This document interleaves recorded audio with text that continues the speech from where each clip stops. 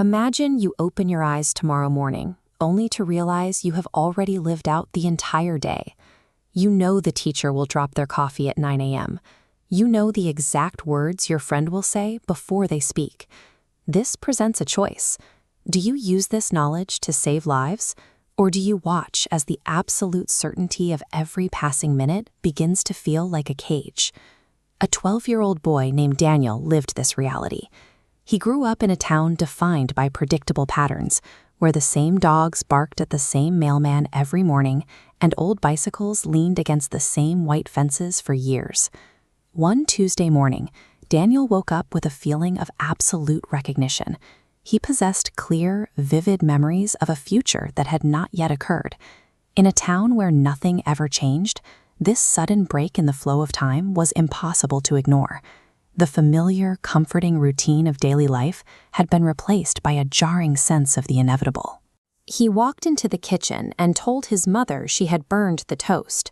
She laughed it off, noting she hadn't even started breakfast, but 5 minutes later, the room filled with smoke from a charred loaf. Later that day, he warned his teacher that the classroom projector would fail. 30 seconds later, the screen went black.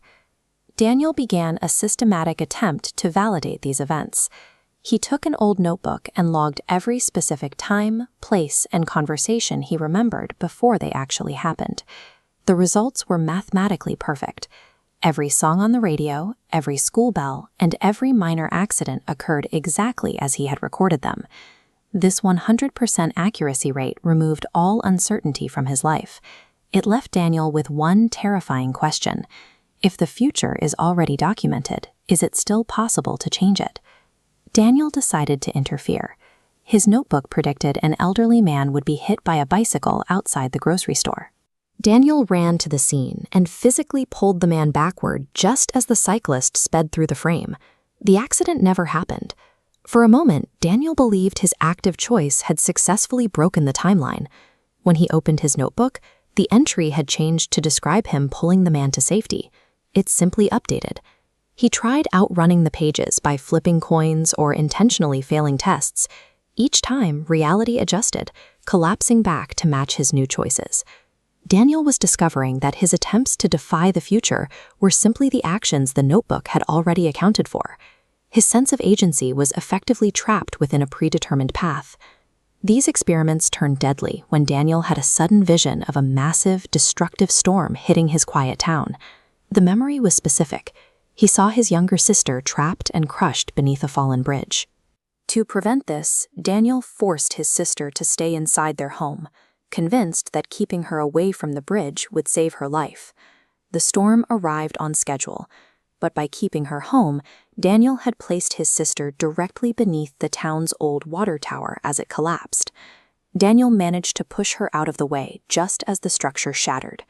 When the rescue crews arrived, they found the sister safe, but the room where Daniel had been standing was empty. He had vanished without a trace.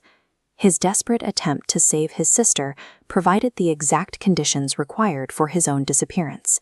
The effort to break the cycle had actually completed it. Daniel was gone, but he left behind a single item in the wreckage of his home: the notebook.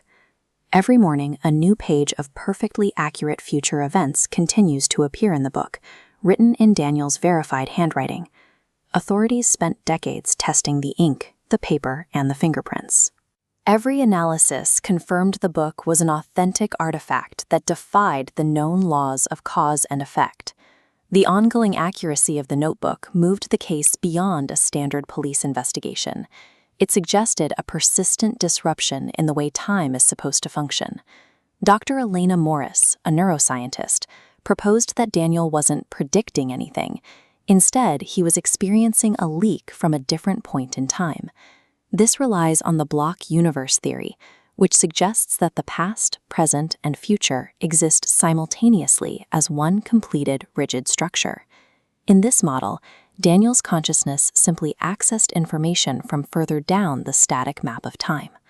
This theory views time not as a road we build as we go, but as a pre-drawn map we are merely discovering for the first time. Decades after the storm, the notebook produced one final entry: "I finally remember yesterday." After that sentence, the notebook fell silent and has remained blank ever since, preserved behind glass in a secure archive. Daniel's story leaves us to wonder if knowing the future provides any real power, or if it only offers a front-row seat to events we have no hope of. Our choices are the specific mechanisms that allow the future to take shape. Every action we take is the necessary movement required to turn what we call tomorrow into what we will eventually remember as the past.